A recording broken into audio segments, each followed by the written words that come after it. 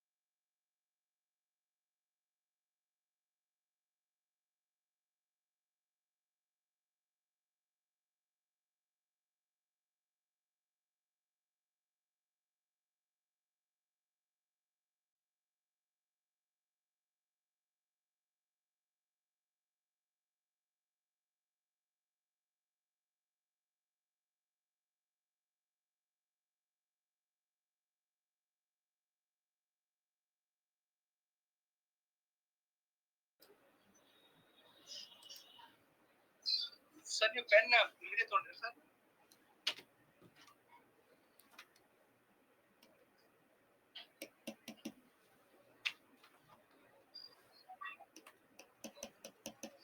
Hello, am I audible and visible to you all? ये marker ही नहीं कर रहा ना हो रहा है सर उधर ऊपर नीचे भाग रहा है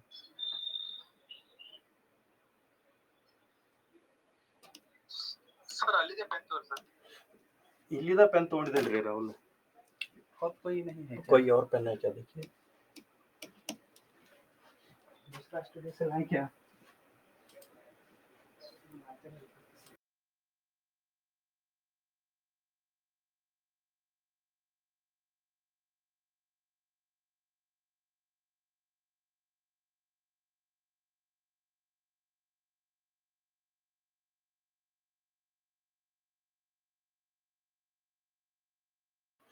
ಅದು ಮೌಸ್ಲೆ ಅಷ್ಟಾಗತೈತಿ ರಾಹುಲ್ ಸರ್ 1 ಸೆಕೆಂಡ್ ಸರ್ ಇದು ಮಾಹಿತಿ ಹಾ ಸರ್ ನಿಮ್ದು audio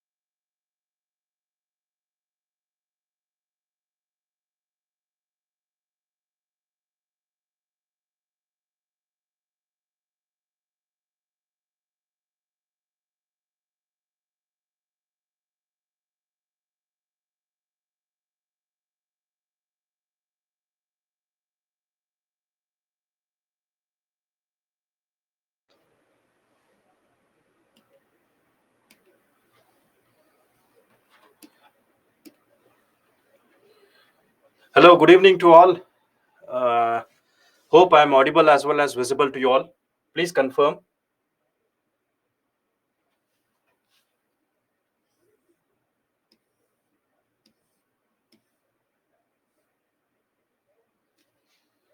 Good evening, good evening.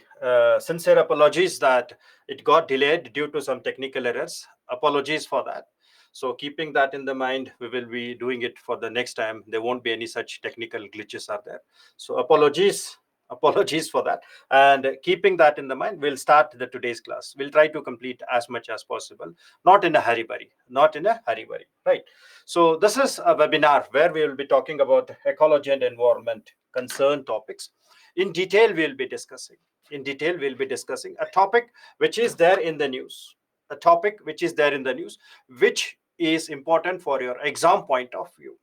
So we'll be taking up such topics which are important and also basics about those things. Now whenever when we talk about this UPSC perspective, understand that these are the topics which are very much probable in the context of your prelims as well as your mains.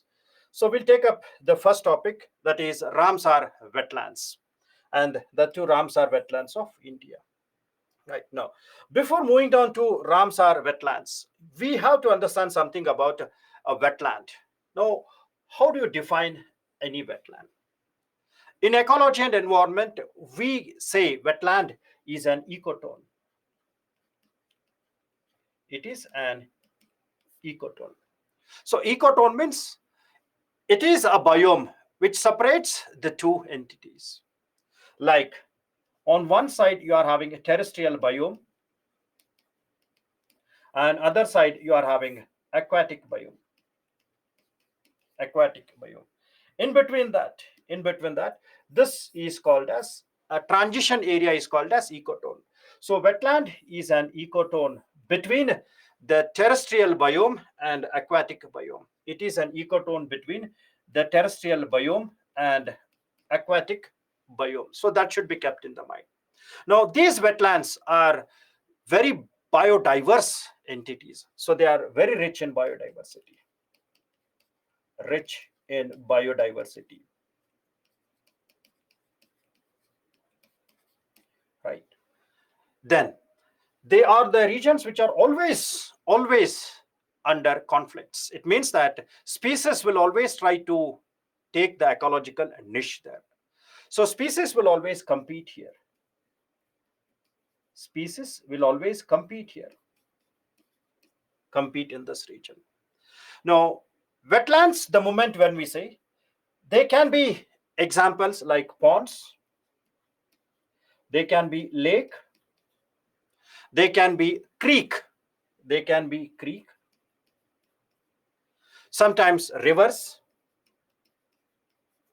sometimes estuaries or deltas,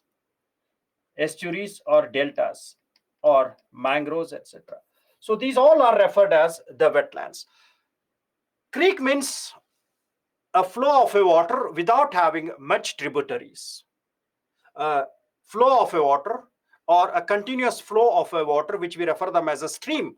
And in the stream, if we are having more tributaries, then we refer that as a river. Now understand, a stream, a continuous flow of a water, if the stream has more tributaries, then we refer that as a river, like Ganga stream with more tributaries. And if any stream has no tributaries or very limited amount of tributaries, we refer that as a creek, like Ennore Creek in Tamil Nadu, Sar Creek, a dispute between India and Pakistan. Sar Creek, yes, Sar Creek. So they are referred as very important water bodies, right? So it can be pond, it can be lake, rivers, mangroves, etc. We refer them as the wetlands. Now these wetlands, they are rich in biodiversities, and these wetlands, they can be in the form of swamp, they can be in the form of marshy area, they can be in the form of bogs where undecomposed wood is there. We refer that as peat. Undecomposed wood are there, right? So we refer them as the bogs. And these are the areas where we find weeds are there, green plants are there, undecomposed woods are there, which have stored large amount of carbon dioxide, which have stored more amount of carbon dioxide. And this carbon dioxide which is stored in them makes them the carbon sink. Makes them the carbon sink.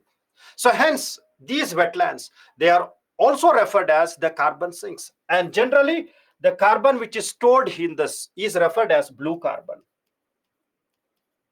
Is referred as blue carbon. Like mangroves, weeds, reeds, trees, which store the carbon. So hence, they are rich in biodiversities. They play a very important role in carbon sequestration, carbon storage, right? Now, how do you define a wetland? In a very simple way, we define the wetland as any land which is saturated with water, and this has taken a unique characteristics,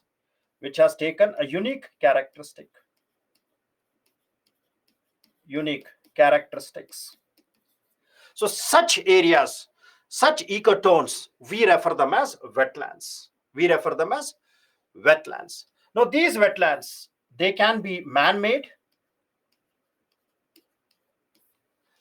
or they can be natural.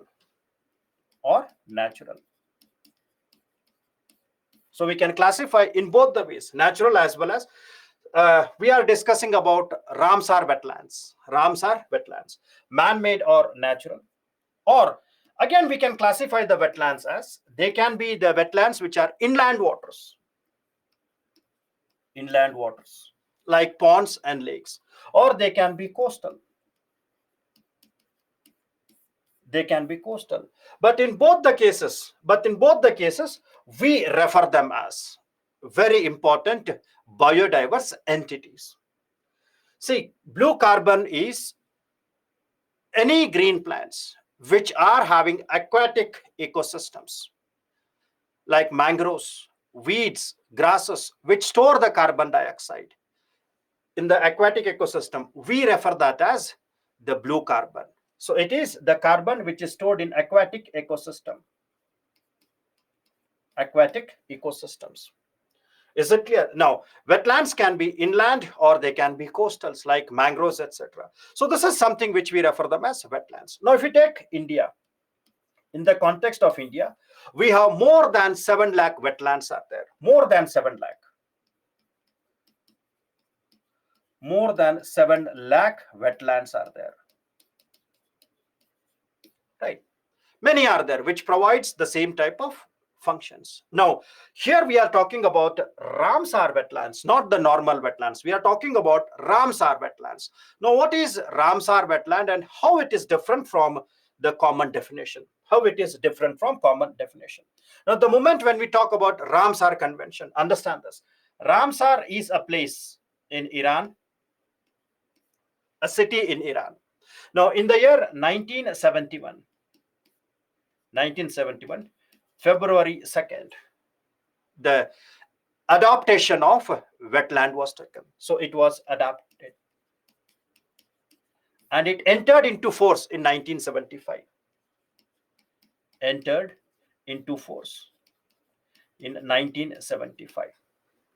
And this convention created a definition of wetlands. So this convention created a definition of wetland.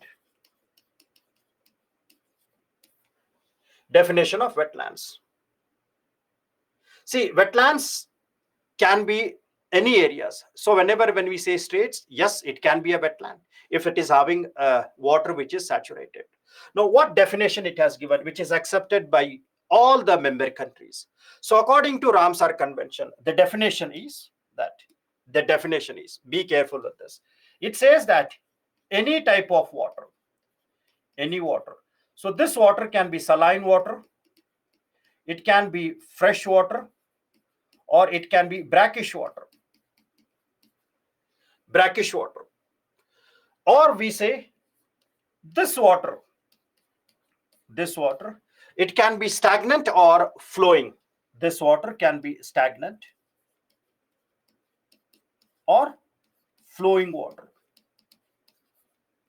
Flowing water, right? So stagnant means it is about the lotic and lentic ecosystems. We refer them as lotic and lentic ecosystem.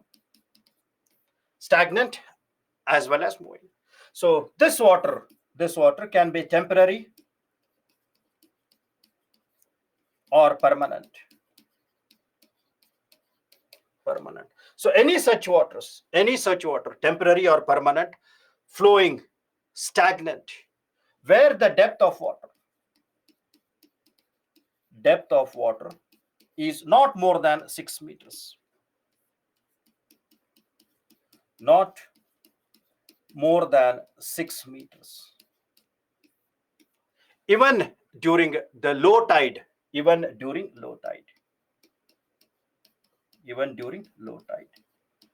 which is in the oceans or the seas. Right. So this is what you should remember. So any such water bodies where the depth of water is less than 6 meters, we refer this as Ramsar wetlands.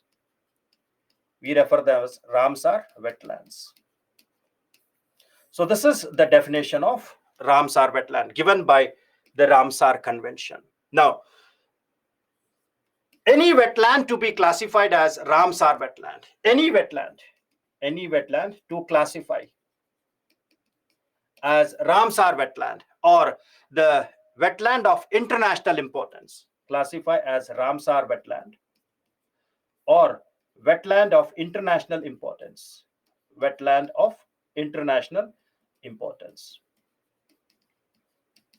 It has to satisfy 9 criteria which are given by the convention. 9 criteria which are given by the conventions. Right. So 9 conventions are, they are based on many factors, like this wetland should be unique in its characteristics. It can be man-made or it can be natural. Mangroves are also referred as wetlands. Mangroves are examples of wetlands. Yes. Low tide means when the ocean water, sea water, when it is pushed towards the coastal, we refer that as high tide. When again it is entering back, we refer that as low tide. So that low tide water should also be less than 6 meters. Unique, either it can be man-made or natural, or it says that it is a region which provides conservation and protection to many species, which provides conservation and protection to many species, which are threatened species, critically endangered species, vulnerable, etc. Then these are the water bodies, these are the wetlands, which provides shelter to many birds, approximately more than 20,000 birds every year, which provides shelter to more than 20,000 birds every year. And also these are the areas which provides socio-economic development of that region. So such criteria defines the wetlands to classify them as the Ramsar wetlands. So they take 9 criteria to classify any wetland as the Ramsar wetlands. Now, in the context of India, when we talk about the wetlands, see, M means man-made and natural. Am I visible? Okay. So if you take the India's concern,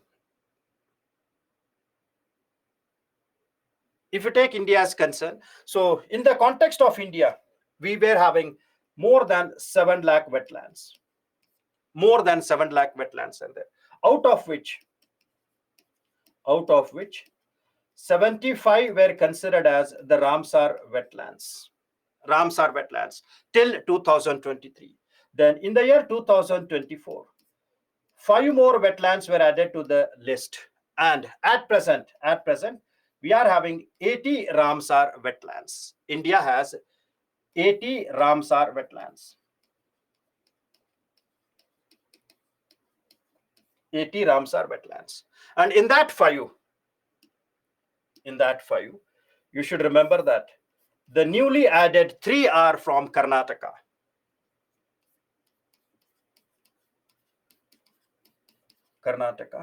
And 2 are from Tamil Nadu. 2 are from Tamil Nadu. So 3 plus 2. Now, by addition of these 2 from Tamil Nadu, the total numbers of Ramsar wetlands from Tamil Nadu states have increased to 16. So the total number of Ramsar wetlands from the Tamil Nadu are 16.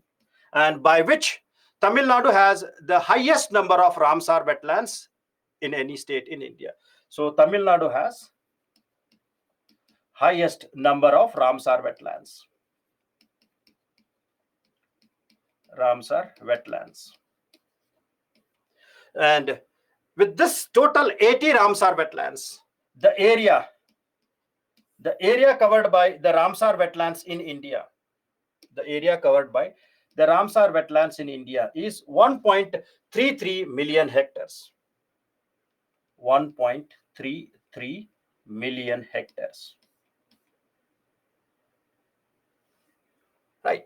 So these are called as Ramsar wetlands because the Ramsar is a city in Iran where they made a convention agreement, and in that agreement they defined the definition of wetland, which is not more than 6 meters depth and which provides 9 criteria to be filled. And all these wetlands which classifies or which meets the 9 criteria which are defined by the convention, which was there in Ramsar in 1971 and entered into force in 1975. All these wetlands, we refer them as Ramsar wetlands because they satisfy the characteristics which have been explained by the convention. So hence we refer them as Ramsar wetlands. Is it clear? Now these are from Karnataka. The wetlands are Magdi Conservation Reserve. Then we have Ankasamudra Bird Conservation. Then Agnishani Estuary. Now this Agnishani is in the west coast. It is in the west flowing river. Agnishani is west flowing river. And this Agnishani Estuary is known for rich mangroves. So this is known for rich mangroves.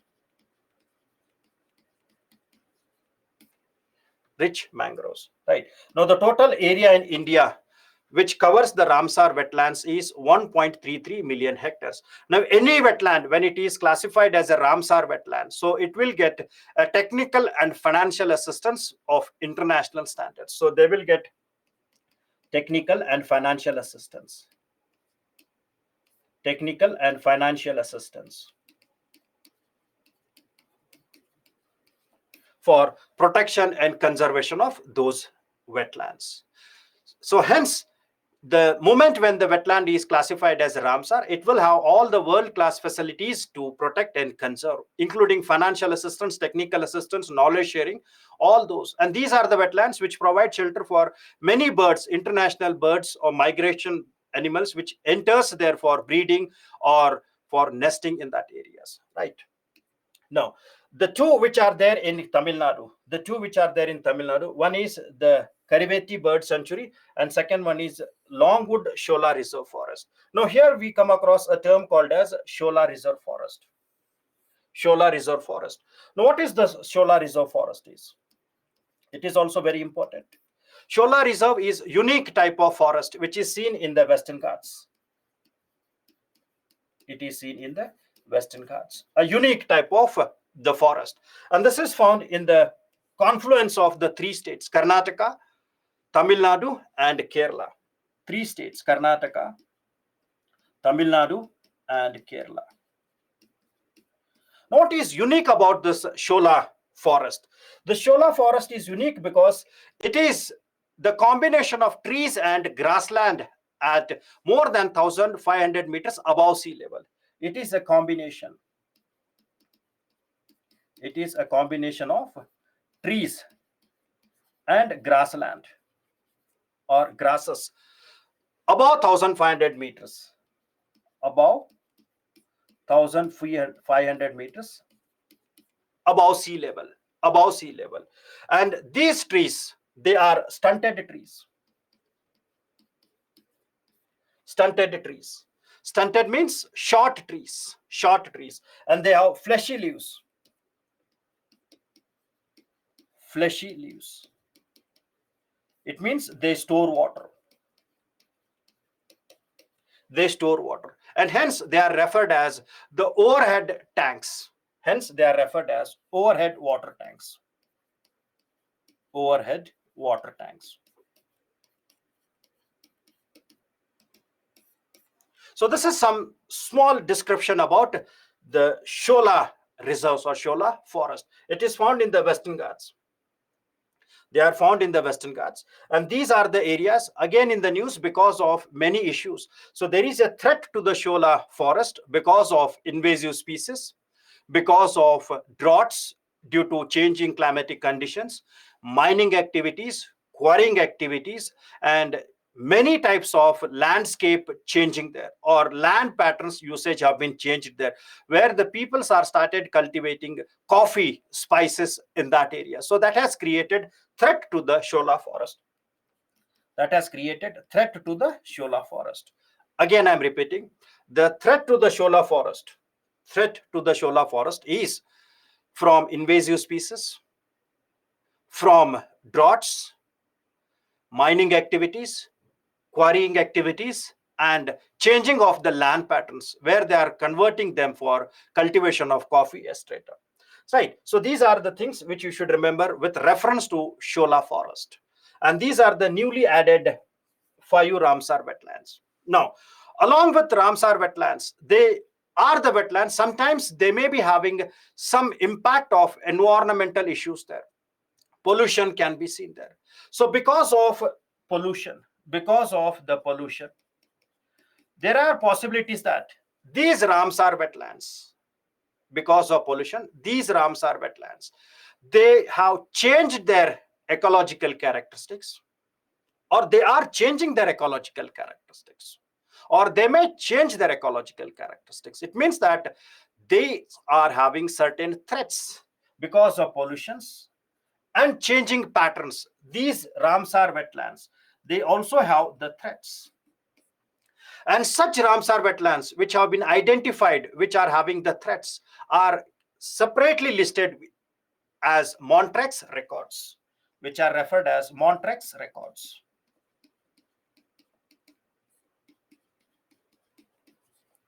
Montrex records. So hence, whenever you are writing anything on the Ramsar wetlands, remember that in India, more than 7 lakh wetlands are there. Out of these 7 lakh wetlands, 80 are Ramsar wetlands of India.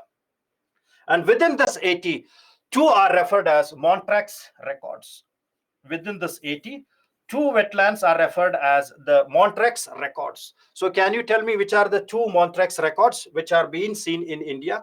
Out of 82 are Montrex records, which are having a threat of their existence, maybe due to changing ecological characters, due to pollution, urbanization, or usages. Right. So here we come across the 2. One is Keoladeo National Park, and second one is Chilka has been removed. So that's what. Don't get confused. Chilka has been removed from the Montrex record. Initially, Chilka was there, but because of systematic restoration, Chilka has been removed from the Ramsar wetlands. At present, only 2 Ramsar wetlands in India, which are referred as Montrex records. They are, one is in the northeastern side, where we have only floating national park in the world, that is Cable Limjao National Park, and that water body is called as Loktak Lake. Loktak Lake. And second one is in Rajasthan, Keoladeo National Park.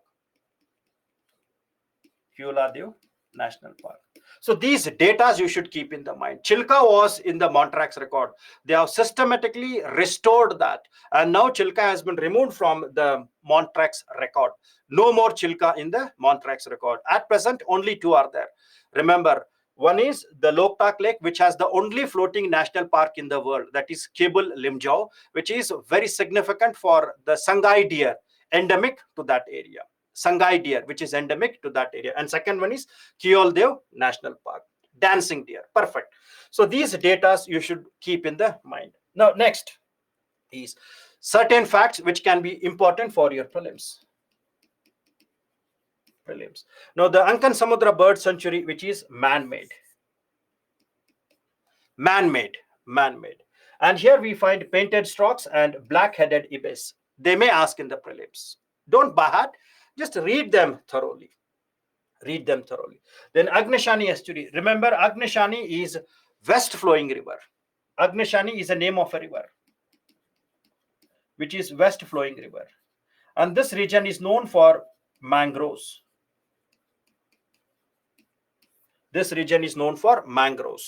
Right? Confluence of Agnishani River with Arabian Sea. Then Magdi Kere Conservation Reserve. And again, remember, this is man-made.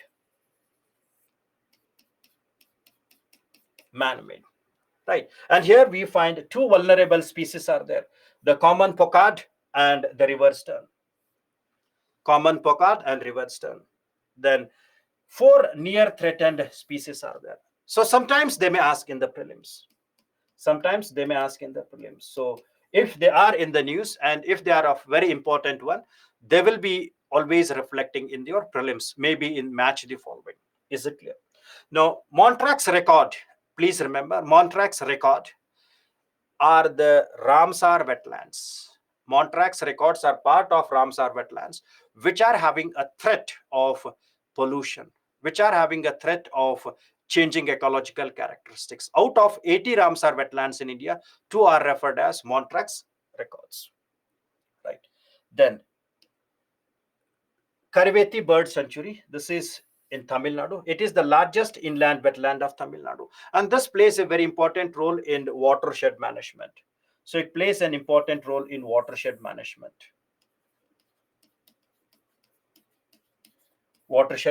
It means that it is an important source of groundwater there. In the eastern side of Tamil Nadu. Right. So here we find the important birds. That is bar-headed goose. Then pin-tailed duck. Then gargani. Right. And this is called as the northern shalwar. So these are the birds which reaches there during their annual migration cycle.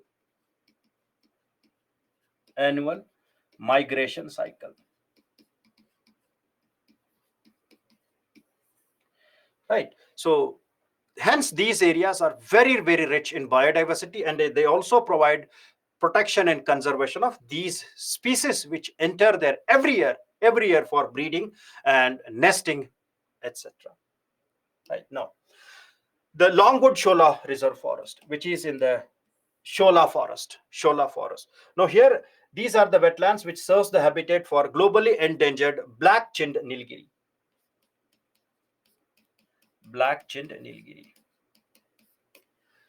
Right. Laughing thrush. Black-chinned nilgiri, laughing thrush. Nilgiri blue robin.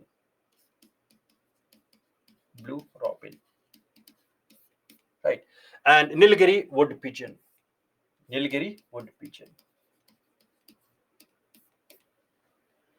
Right. So Nilgiri Thars are there, but I'm not talking about the Western Ghats. We are talking about wetlands and the species which are important. Nilgiri Thar is also there, which is endemic to that area. But these are something which are associated with the wetlands. You're correct. Nilgiri Thar is there, but we are talking about wetlands and the species. Right. So this is something which you have to remember. Why Shola is not a part? Shola is a mountain. Shola is a mountain area. So that's what I told you, that Shola is a type of vegetation, forest area, which is having a combination of tree as well as grasses. Please understand the definition. I told you that the Shola is a combination of tree and grasses. It is not a wetland. In this Shola forest, we find this wetland. In this, we find the reserve. We find this wetland. Is it clear? Okay. Now, next is Significance of these wetlands, why they are important. They are referred as kidneys of the earth because they play a very important role in filtration of the water.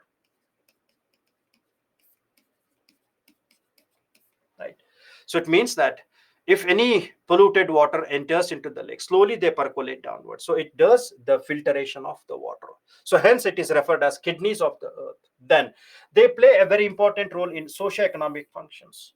Now, the moment when we say socio-economic functions, understand that these wetlands, when they store the water, these waters can be used for drinking, and these waters, they can be used for irrigation. These waters can be used for irrigation, right? So hence they perform socio-economic functions, right? So when the stagnant water is there, whenever stagnant water is there, the water percolates downward, the water percolates downwards, and fresh water enters to the ground, or we say groundwater. The pollutants will be absorbed by the layers. It's just like a filters which absorbs or which keeps the silts and all that sediments in the top, and the water percolates and adds to the groundwater, right? Then ecological functions. So what ecological functions it does? So here it plays important role in making the food chains feasibility, exchange of nutrients,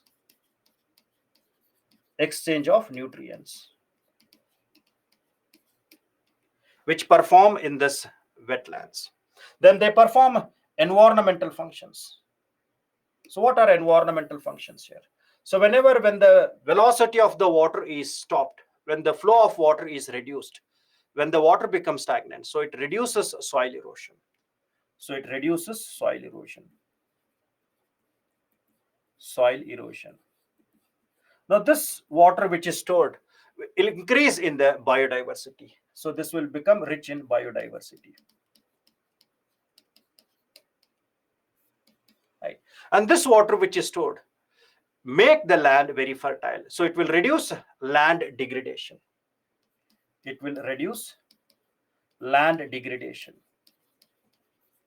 Which is one of the major problem which the present world is facing. Right. So these are its environmental functions. Then it is referred as the main component of watershed management. Now in geography, you might have studied something called as watershed. Now, what is watershed? Any area where the water is collected, we refer that as watershed. Any area where the water is collected.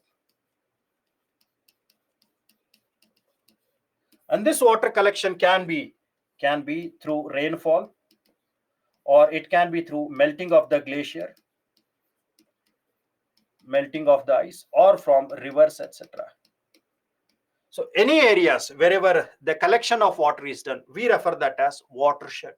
And these watersheds, they all are classified on the basis of sizes. They all are classified on the basis of their sizes. And these areas where the water is stored, this water slowly percolates downward. Which increases the groundwater.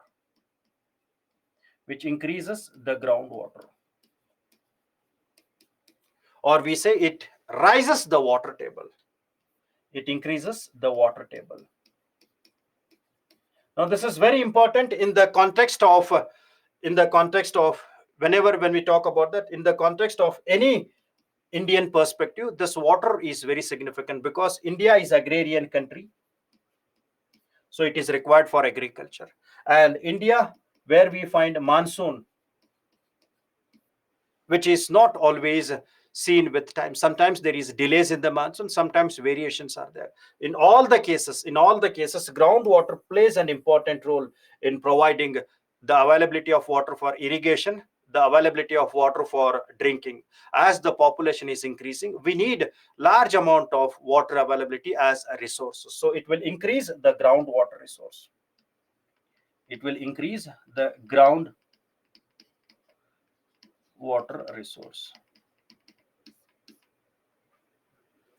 Is that clear? So hence Hence, they play a very important role in the maintaining the groundwater ecosystems or groundwater areas. So they all watersheds are classified on the basis of sizes. This you might have read in your geography, like micro watershed, mini watershed, catchment areas, sub catchment areas, etc. So they all are classified into sizes like catchment area, sub catchment area,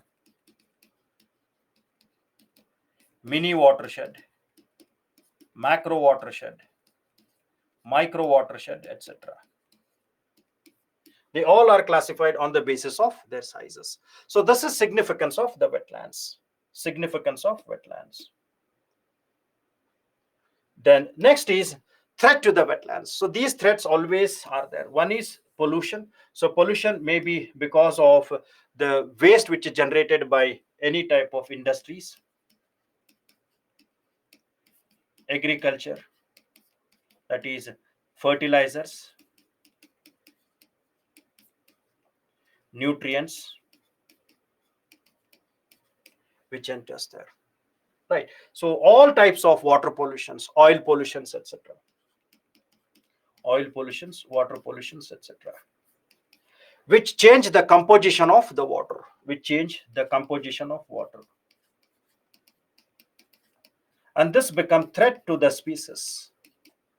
Threat to the species or the birds which reaches there. Right. Then illegal encroachment. Illegal encroachment for construction.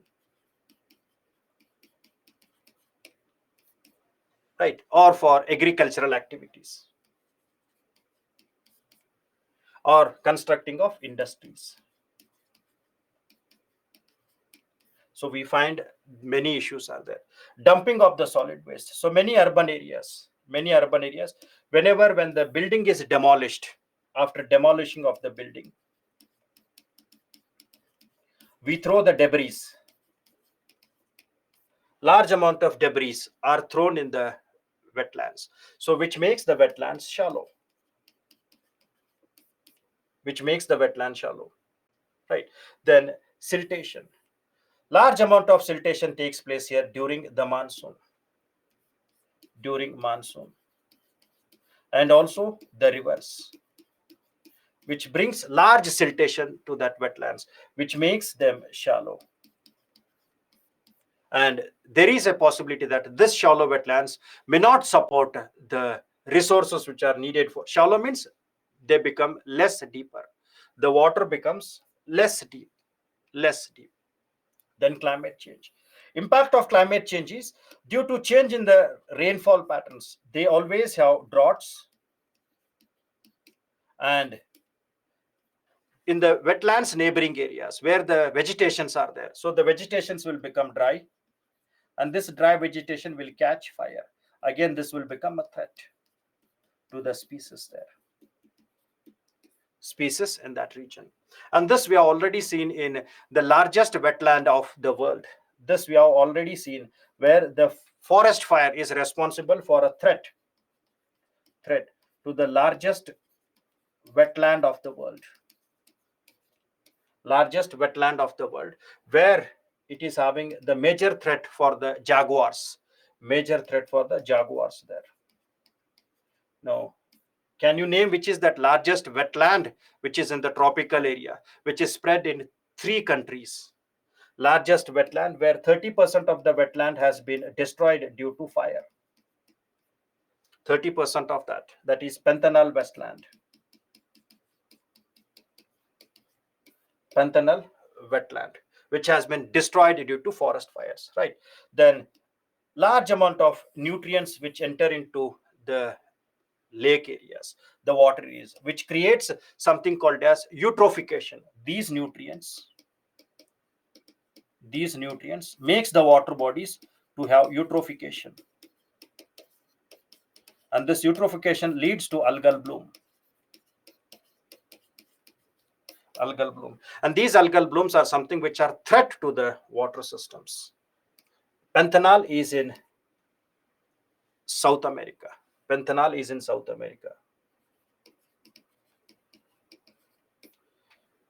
Right. So eutrophication, algal bloom. right? And algal bloom has many impacts, which makes the water hypoxia, which makes the water hypoxia. Hypoxia means shortage of oxygen. Hypoxia, shortage of oxygen, and this in turn can lead to large amount of bodies to convert themselves into dead zones. Dead zones, right? So these are the major threats associated with the wetlands. Next is when they are having, see, whenever these wetlands are there, surrounding area will be having the flora, and these flora support the systems there. And when the dry vegetation is there, the floras will get fire, and that will have an impact on that region. Eutrophication means when the pollutant water enters into water bodies, it will cover the entire surface by that green color layer. We refer that as algal bloom, which makes an impact on the wetlands or water bodies where the oxygen will not penetrate downward. Algal bloom makes the shortage of oxygen, and the shortage of oxygen creates the dead zones. Shortage of oxygen creates the dead zones, right? Then programs and the schemes to protect the wetlands. Now, in the context of India, the programs were the National Wetland Conservation Program, which was introduced in the year 1986, and then National Lake Conservation Program, which was introduced in the year 2001. And in the year 2013, both were merged. That is, National Wetland Conservation Program and National Lake Conservation Program were merged, and new program was created.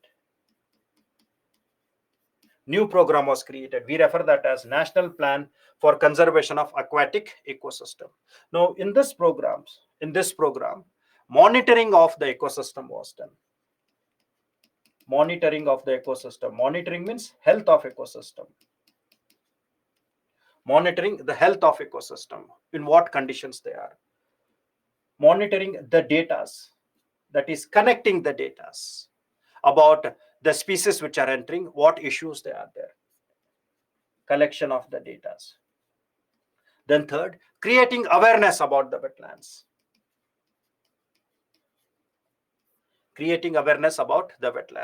Fourth one is making the people to involve in participation. So make people's participation. Then only these programs can become successful. All these were the part of the India's program, which is referred as National Plan for Conservation of Aquatic Ecosystems. MOEFCC means Ministry of Environment, Forest and Climate Change. Ministry of Environment, Forest and Climate Change. Right. Then we created the wetland rules in the year 2010, and these were modified. They were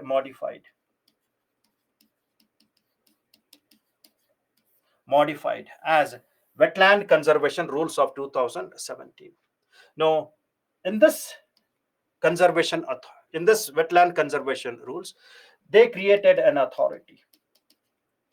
Authority was created at state level and also union territories. Now, these authorities will prepare a list of wetlands. They will prepare a list of wetlands in their states and union territories. They both were merged to make the program more effective. Right? Prepare a list of wetlands. Then they will prepare a list. They have to prepare a list which can be, or the activities which can be regulated or permitted. List of activities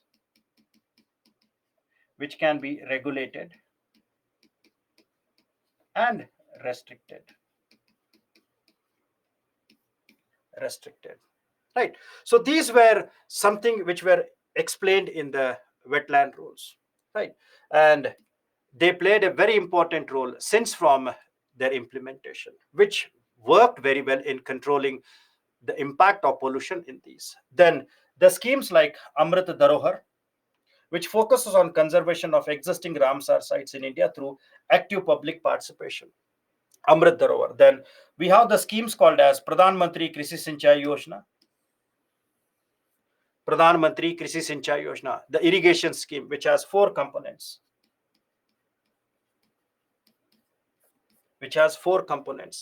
PMKSY, right? So PMKSY has four components. Four components means it talks about something called as the drip irrigation, that is per drop more crop. It talks about accelerated irrigation benefit program. It talks about something called as the watershed management, right? So all these were the part of PMKSY. Then Atal Bhujal Yojana. Atal Bhujal Yojana is World Bank assisted watershed management program. A total cost of 6,000 crore rupees. 6,000 crore rupees, and this will be till 2025 and 26. World Bank assisted. Then Jal Shakti Abhiyan,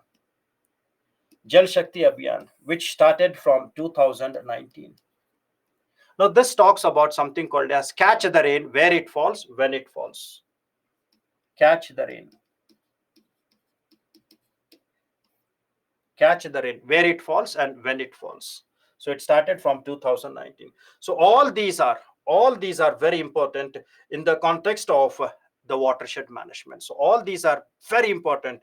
If you are reading your current affairs, please make a note of these: Jal Shakti Abhiyan, Atal Bhujal Yojana, Pradhan Mantri Krishi Sinchai Yojana. So they all are very important in the context of protecting and conservation of the wetlands. Har Khet Ko Pani, yes, it is a part of a PMKSY.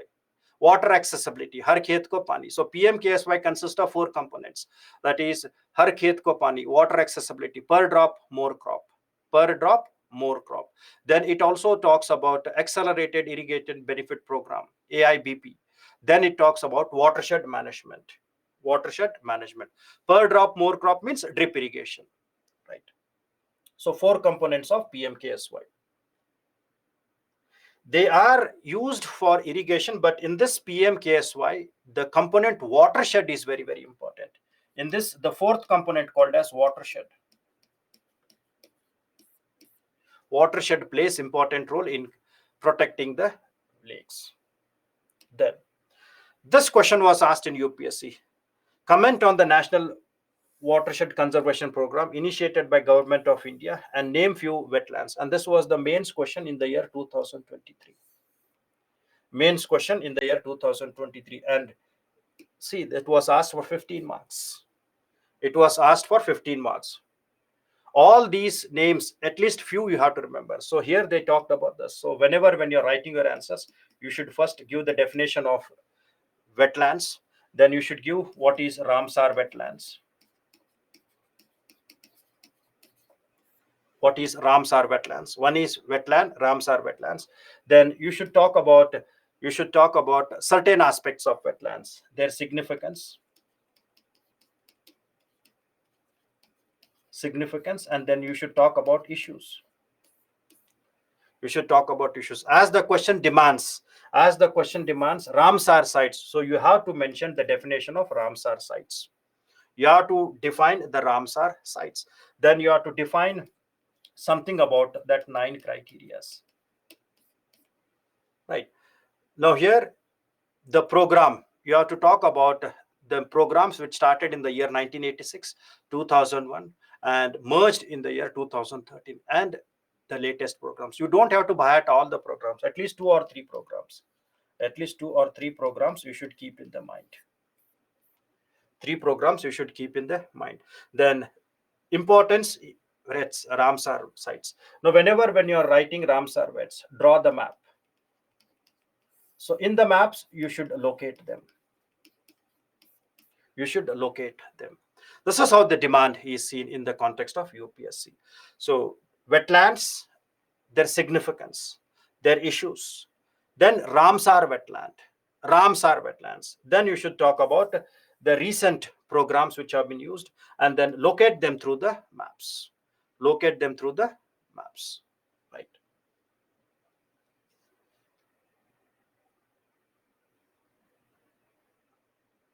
See, when you talk about high tide and low tide, please understand that this is any ocean. Now, during the oceans, whenever the tides are there, so the water moves towards the coastal area, and this maximum water we refer that as high tide. And after that, again this water moves back to the ocean. We refer that as flood tide and ebb tide. So this water, when it moves back, it is called as low tide. Low tide. And the region in between this area, we refer that as intertidal area, where we are having the mangroves. And this is that low tide where the depth of water should not be more than 6 meters. Right. So here the question is about India. So you have to draw the map of India. You have to draw the map of India and locate them. So by drawing the maps, you will fetch extra marks. Right. Now, next topic is man-animal conflict. Man-animal conflict.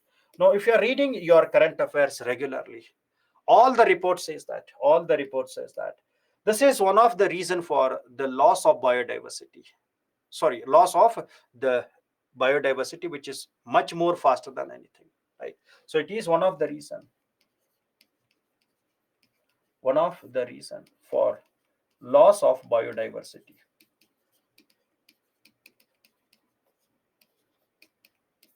Loss of biodiversity.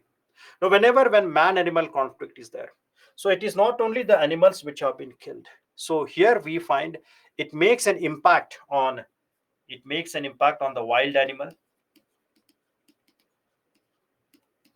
It makes an impact on human beings. It makes an impact on livestock. Livestock means the animals which they breed, the animals which they keep. It makes an impact on their agricultural crops. So it creates huge amount of socio-economic impact. Socio-economic impacts will be there when we talk about the man-animal conflict. Now, generally, when we talk about this man-animal conflict, we always come across many incidences, like in the state of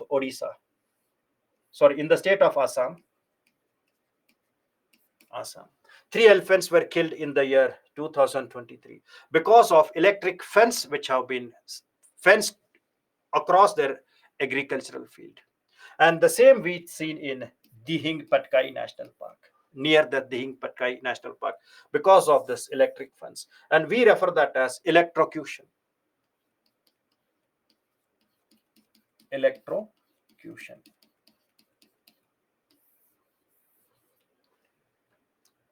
So because of this electrocution, this elephant was died. This is an example. This is such incidents which was seen in Assam. Now, this is not the only way where the animal dies. We come across an incidences where a train hits an elephant, goods train which hit there in Odisha. Accidents. Sometimes we find bison is also hit by the trains. Bisons are also hit by the trains. Now, sometimes we find that large amount of disease, infectious disease, which kills many elephants in that areas. So in all the cases, directly or indirectly, we find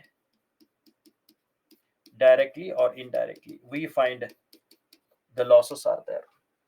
Bison means a type of what we say, a buffalo which is bigger than that, male buffalo, bison, a big one. Right? Directly or indirectly, we find them. Then these animals, they attack the workers who are working in their agricultural fields.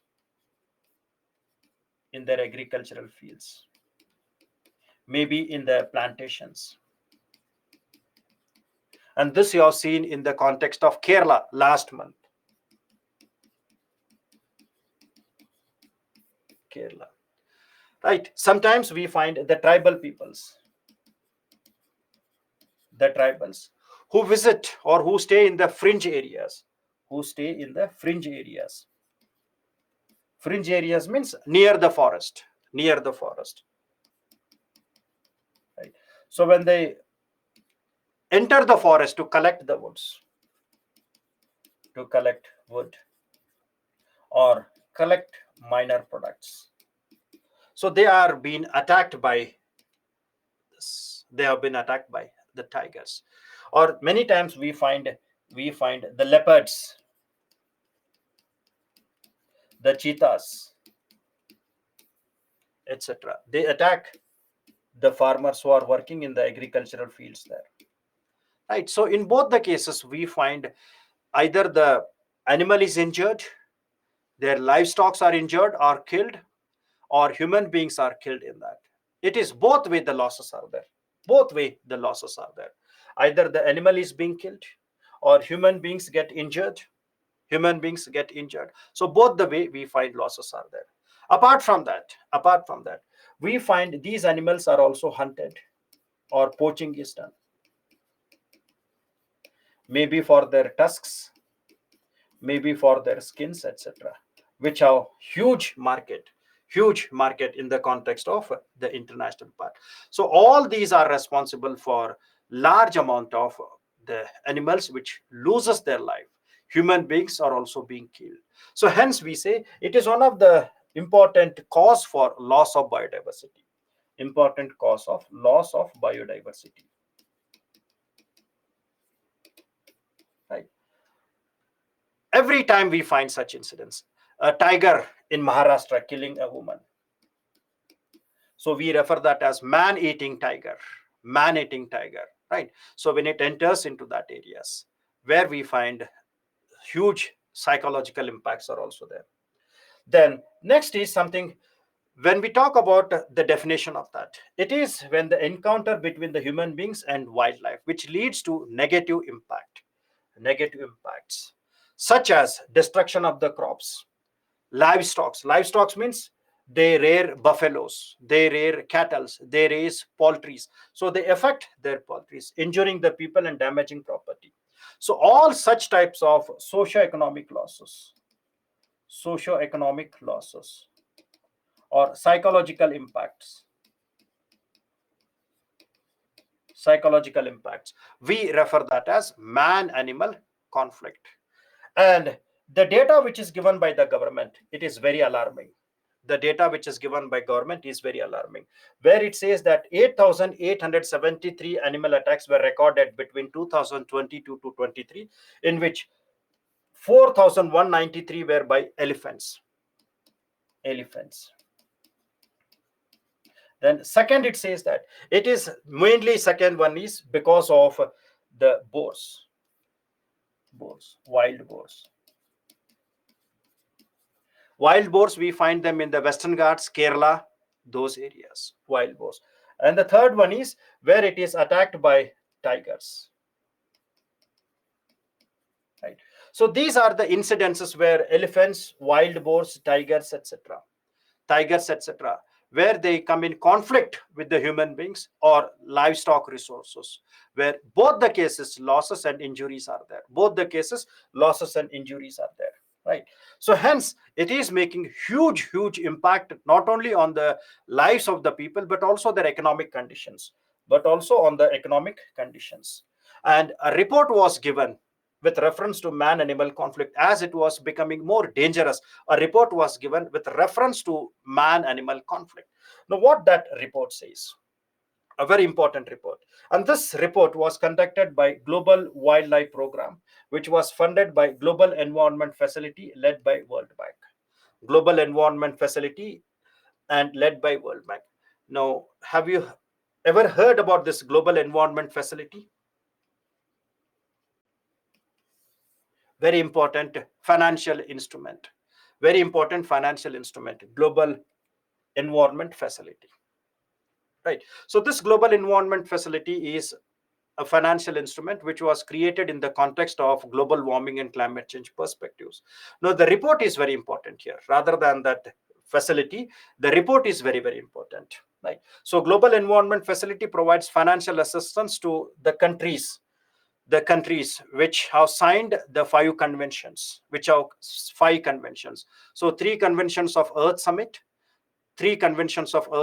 that is UNFCCC, CBD and UNCCD, plus two conventions associated with the pollution. right? So it is a very important institution, Global Environment Facility, which was created in the year 1992 during the Earth Summit itself. Then here it says that human wildlife conflict is increasing globally, but especially low income countries, especially in the low income countries. So if we see the data, low income countries 86% and middle income 74. So low income countries are the one which are most affected by the man animal conflict. Why? Because in these countries, low income countries, we always find there is a rapid increase of the population, rapid growth of population, rapid growth of population. Then second one is, in these countries we find there is a shifting land use pattern, shifting land use pattern.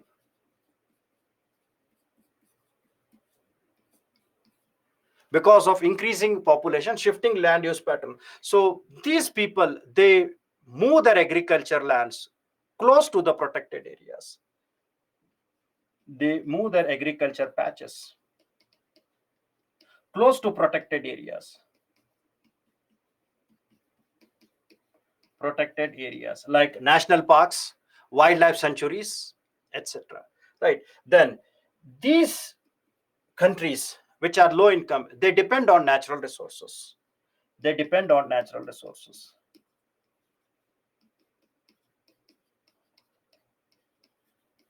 natural resources. So hence every day they visit to the forest areas to collect the wood, to collect the resources, to collect the raw materials for that minor food products. So their livelihood depends on natural resources which are in the adjoining areas. So they have to move on to these areas. Then they are having low income, and it means less financial assurance, right? So low financial resources.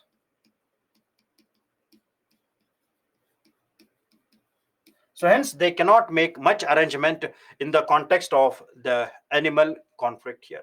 So because of these, we find the low income countries are the one which are most affected by the man animal conflict. Please remember this point. Low income countries of Asia, Africa, Latin America, they are affected more by, yes, shifting land use means that instead of the land which is near the village, we are moving towards the forest areas, we are converting the patches. You can take an example of Terai lands in the Himalayas, they are being converted into agriculture patches, right? Such areas, right? Then second aspect, it says that small subsistence farmers, small landholders, subsistence farmers and pastoralists are the one which are most affected. So when we say pastoralists means they always move along with their animals, they keep moving along with their livestock, and small landholders and subsistence farmers. So remember, small landholding and subsistence, it means that they are having very poor financial resources, very poor financial resources,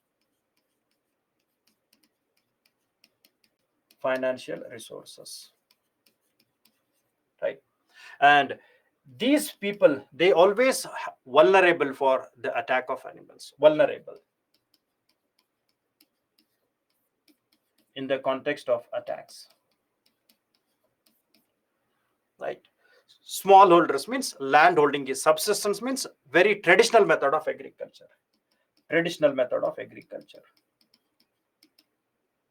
where the productivity is very very low productivity.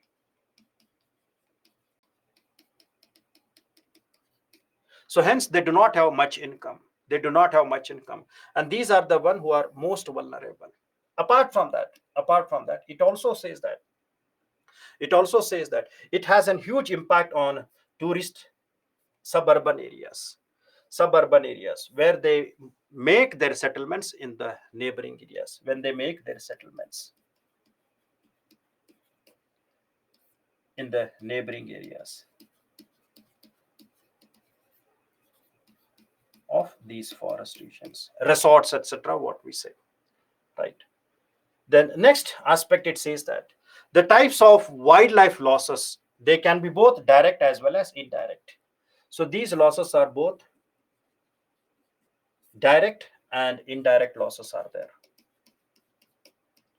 Direct losses are in the form of damage to the crops, livestock, direct encounter, direct encounter, damage to property. So these are referred as direct sources. Direct one, direct damage to the crops. Now, when we see the damage to the crops, if you see the African areas in Africa, 90% of the losses are to the crops, right? So these four are referred as direct.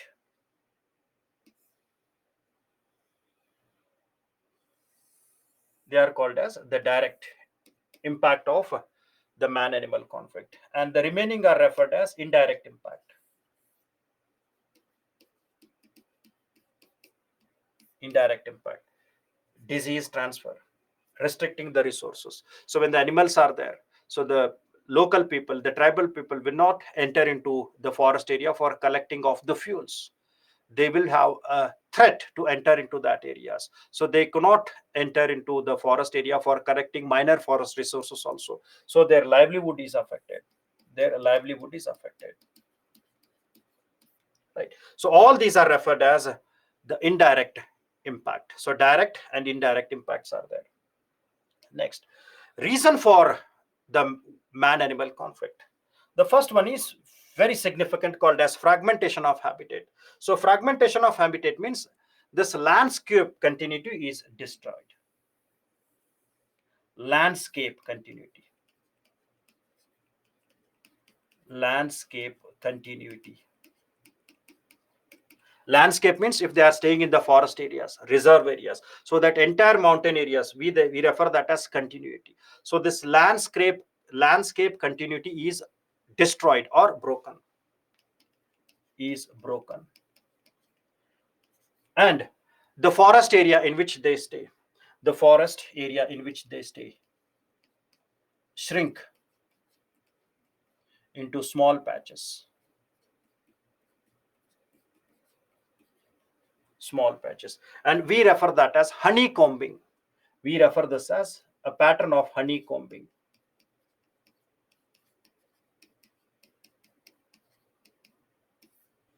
Pattern of honeycombing, where they are reduced into smaller patches. Honeycombing, please remember this term. Small patches, honeycombing, right? So it means that whenever their areas are destroyed, obviously they move out of their habitat.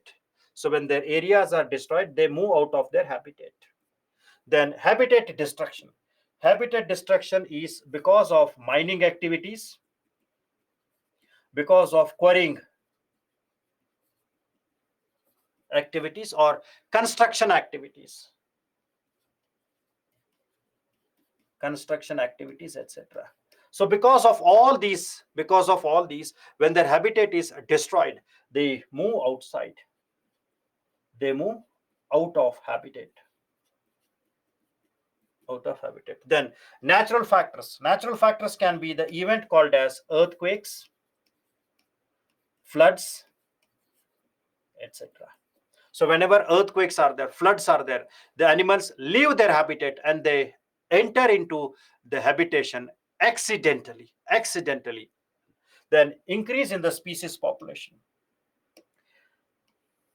In your ecology and environment, you have always seen that these never coexist. The species will have no coexistence, no coexist. They always compete with each other.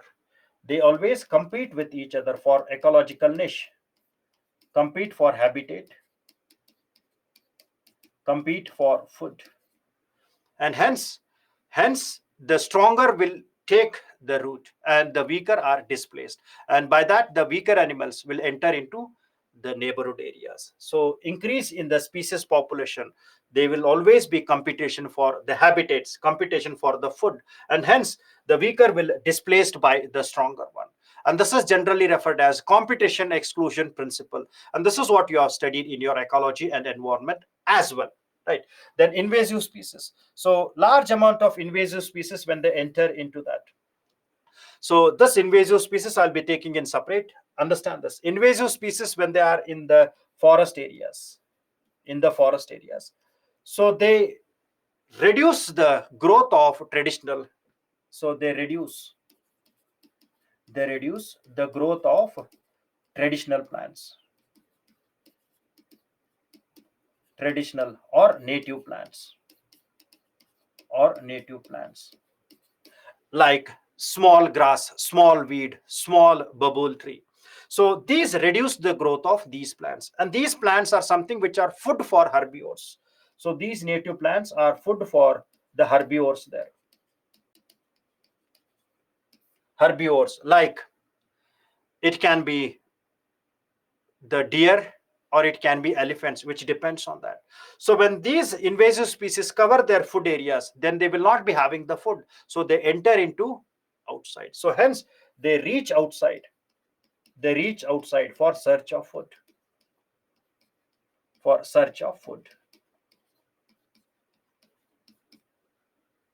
Yes, invasive species can also be animals. We'll discuss that. Invasive species are also there. We'll discuss that. They can be there, right? Then climate change. Now, climate change also has a major issue there. Due to climate change, when there is less rainfall, so these areas will have drought-like conditions, and this drought can insist to the forest fires. Then this forest fires make the animals to leave that areas. Then collection of forest resources. The tribal peoples who reach there to connect or to collect the fuel wood or minor products. So they are something which are associated with the impact here. Then unregulated tourism. So many times we find a camera person was hit by an elephant, or say a leopard attacked a person there, tiger attacked a person who was making reels there. So unregulated or unrestricted tourist activities are something where the tourist is attacked by many wild animals. So where we find a tourist is attacked by many animals, is attacked. So these are the reasons for man animal conflict. Right now, if any areas where the wild animal conflicts are there, what are the precautionary measures we find in this context?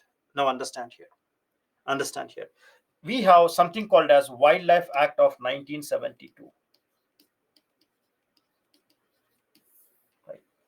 Now under this Wildlife Act of 1972, chief wildlife warden of a state, if he satisfied that any animal in the schedule 1 which is given higher degree of protection, if it becomes dangerous or it is having a disease which cannot be treated, then he can execute the order. For killing or hunting of that wild animal. So it is the chief wildlife warden who can execute the order of killing of such wild animal which can be having a threat for such types of incidents. Now here you should remember that this Wildlife Act 1972 was modified, amended in the year 2022. Now before 2022, this Wildlife Act has 6 schedules. 6 schedules were there. After amendment of 2022, the 6 schedules were reduced to 4. Now it has 4 schedules. 4 schedules. So please understand this. Now instead of 6 schedules, we are having 4 schedules in this. So this is one aspect. Of how the wild animal conflict can be settled when or legal actions can be taken by chief wildlife warden only on certain conditions, not always, only on certain conditions. That is a disease beyond control or when it has become a threat. So he can order for killing of a tiger, he can order for killing of the leopard only under certain conditions. Right now, in the current affairs, we have seen about the incidents which are seen in the Kerala. Now that's why Kerala has demanded something different in the year 2024. They say that they want amendment to the section 11.1, where the powers of the chief warden should be given to chief conservative of forest. Please understand this. Chief warden power should be percolated, should be given, handed to the chief conservator of forest instead, because this will make the speedy and timely decision to attack the animals, or to find a solution, speedy and timely decisions. So this is one important change which they want to put in. Then second one is, after this 2022, I told you that the Wildlife Act of 1972 has been amended. So initially there were six schedules. Out of these six schedules, the fifth schedule was associated with vermin. Fifth schedule was associated with vermin. Now, what is this vermin? Vermin means any type of animal which poses threat for the crops and livestock. Vermin means the animals which poses threat to the agricultural crops and livestock, like crow, then fruit eating bat, right? So such animals which can be a threat to the livestock resources, so they were classified as vermin. And these can be hunted. So these vermins, they can be hunted without any permission. Right? So this was before 2022. After 2022, when they made the changes, this vermin schedule 5 was removed. Now central government has authority. Central government has all the powers. To declare any animal as vermin. Has power to declare any animal as vermin, which means that this moment, or the time when they declare that as a vermin, so that animal can be hunted, and hunting of that animal will not bring any type of the fine or imposement of any crime there. So the moment when the central government declares that animal as a vermin, so that animal can be hunted in the cause of the man-animal conflict. Now, wild boar was major threat in the Kerala region. So hence Kerala demanded that bring this wild boar as vermin, which is included in the schedule 2, so that they can hunt that wild boar in the context of any such man-animal conflicts. Is it clear? So these are the two things which the Kerala wants. See, center government declared not all the animals, only if they feel, or if it is proved that that animal is having referred as a threat.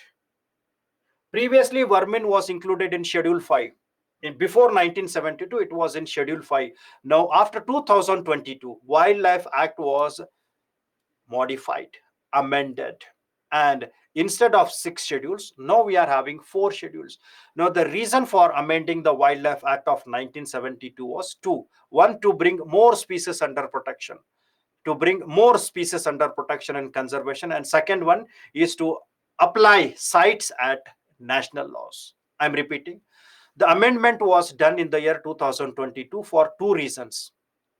One, to bring more species under conservation and protection. And second one is to implement the conservation of endangered species, that is sites in the national law. So hence we made an amendment, and while doing the amendment, the Schedule 5 of vermin was removed. So that's why we talk about something which is in the current affairs. Right. Now, continuing in this way, probable solutions for that. Another 10 or 15 minutes will wind up the session, because I don't want to continue this for a longer period of time. So next week we'll see, as the technical glitches were there. So I don't want to continue this for a longer period. So this will be the last topic, another 10 or 15 minutes. Remaining topics, I'll take it next week, right? So probable solutions. Yes, Deepesh. Now we are having 4 schedules. 4 schedules are there. Perfect. So you have to be very careful in that acts, right? Then probable solutions. The probable solutions are national biodiversity strategies and action plans. Now remember, these plans are the plans which are created by CBD. These are the outcomes of CBD. Outcomes of CBD. What is CBD? CBD, conventional biological diversities. Convention of biological diversity, which was created. So they make a proper planning to protect and conserve. So even if you write this point, that is more than sufficient. So the conservation and protection according to the international standards. So if you see the 3 objectives of CBD, they define that. Then center has increased the compensation for victims of animal attacks and as well as increased funding under various schemes. And these schemes will provide them more modernized methodologies to increase modern methods to trace the animals, right? Then they talk about something called as site specific elephant proof fences are there. This is very significantly required in the states of Karnataka and Kerala. So more specifically we talk about this Karnataka, Kerala, where we always find the horrifying conditions are seen due to increasing of the large amount of elephant species in the habitats. And this is an area where we find large elephant numbers are there, right? Then deploying remote cameras with artificial intelligence so that to reduce the conflict, so that it will trace it in the initial stage, identify the probable danger. It can anticipate the threat. It is there. Then identify the hotspots to track man animal conflict. And then once you identify, then you put a program there, and this program will help them to understand the impact. For example, in the context of Assam, we always have the issues are there. So hence they identified the spots and they introduced a program called as Hathi Mitra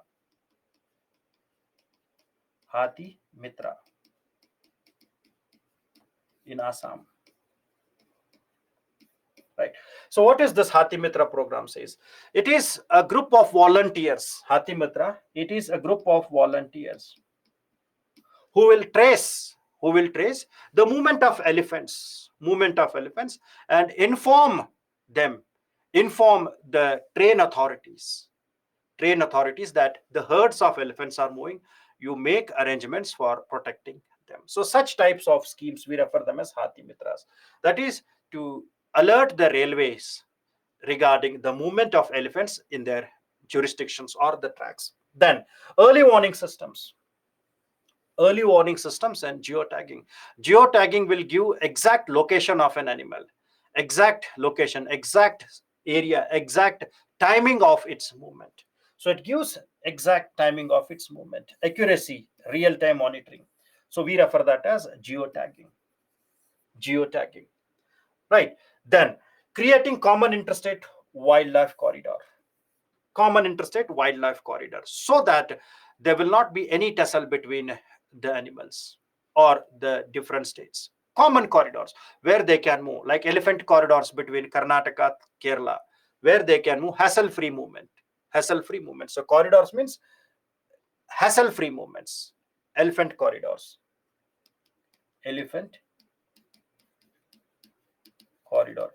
Sometimes we connect the reserves also. Elephant reserves will be connected. Tiger reserves will be connected. So when the tiger reserves are connected, elephant reserves are connected through these corridors. So uninterrupted movements of these animals will be seen here. Is it clear? Then controlling the population of animals in the conflict area. As I told that, if the number of species increases, then there will always be a conflict within themselves and also with others. So we use immunocontraception. This is one of the methodology which has been assessed in the year 2024 in a report that by using this immunocontraception, there it is just like a family planning which is done in the human beings. In the same way, we have to reduce the births of certain species there. Control the birth of certain species, which are very significantly increasing in that habitats, in that jurisdiction. So by that, So by that, the conflict can be reduced here. So these are the probable solutions in the context of wildlife encounters. Is it clear? So remaining topics we'll take up uh, next week. So remaining topics will be COP14 CMS. Then we have invasive species. Remember, invasive species are also something which are threat to the biodiversities. And always remember, when you are reading your current affairs, there are two major threats to the biodiversities. And if you are reading your current affairs, all the reports say that we are in the sixth mass extinctions. Either we have started that, right? So whether either we have started the sixth mass extinction, or we are in the mid of sixth mass Anthropocene mass extinction. Anthropocene means perfect human activities, Anthropocene. So remember that at present, either we are in the beginning of the sixth mass extinction, or we are in the mid of the sixth mass extinction, right? So please remember this. Sometimes question can be asked here. And what are the reason for Anthropocene? All those activities like over exploitation, hunting, all these. And hence they say that two major causes for this is, one is called as the man animal conflict, and second one is the alien species. We refer them as bioinvasion, right? So remember these things, right? No issues. So this is as today's class is there, so you prepare for next time. So I'll be taking more. Anthropocene means man-made. Man activities, human involvement right? So we can conclude the class here. Sincere apologies that the 40 minutes, I guess more than 40 minutes of the class was abruptly disrupted because of the technical glitches. Apologies once and again for that. So next week I'll take up half an hour extra, and along with this we will cover up more topics in that. Don't get much stress, we will cover as much as possible. So next week we'll take up half an hour extra.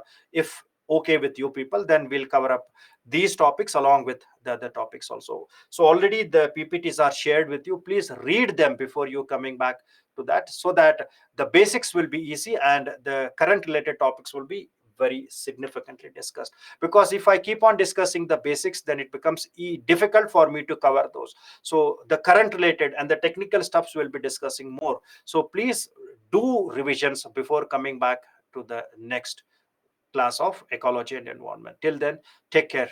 Bye bye. So they will be communicated, the class timings will be communicated to you, and whenever you are having a doubts, you can raise the doubts in between the class itself. So I'll try to answer all them, whatever is feasible with my jurisdiction. So wherever any doubts apart from these topics, any topics where you are having the doubts, anywhere where you struck, you can raise. It may not be about these topics, it may be any topics, it can be of any topics like climate change issue, anything which you come across where you find that it is difficult for you to digest and understand. You can raise that out. I'll try to find a solution for that. So it's not about these topics, anything is there, you can put into there, right? So mail ID, SME will share to you. And generally when you talk about the books, you can depend on NCERT books, class 11th and 12th last 4 chapters. And always you have to go through that NCERT books with the basics perspective, and current affairs are very, very important. Current affairs plays an important role here. And because all the time we come across the updations one, because here UPSC always sticks to that current affair aspects. For example, outcomes of COP28. Now, new terms which have been introduced there, like mitigation, adaptation, loss and damage. If you don't know the difference between mitigation and adaptation, then you can't write what is loss and damage. Definitions are different, meanings are different, concepts are different. So if you know what is adaptation, if you know what is mitigation, then only you can write what is referred as loss and damage, right? Then everybody talks about finance mechanism in the context of climate change, but how the finance comes, What is the methodology where the finance comes out? So finance is something where we say where they have initiated from 2009. So in 2009, something called as Copenhagen Accord was there. So after that, they told that we'll be pumping $100 billion for the developing countries or the poor countries which are affected by the impact of climate change. Till now, they are not committed what they have told. They are not fulfilled that, and it was strongly accepted, or it was strongly anticipated and affirmed by Paris Agreement also.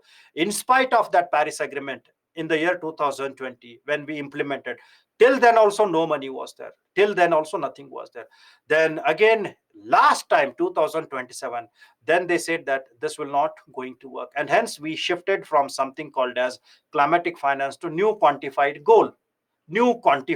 So this is how you have to make the current affairs, right? So if possible, we'll take up all such terminologies, so that will help you in one session regarding all such important inputs which are needed there. We'll try to make them in that, right?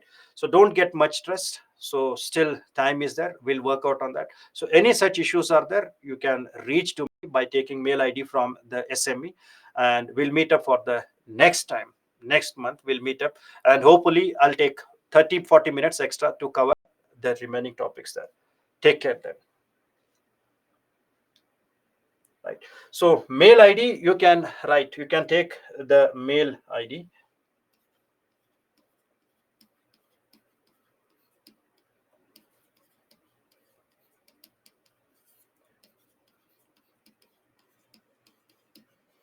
basavaraj.donoji@byju's.com. Right. Take care. We'll meet up next month. Thank you.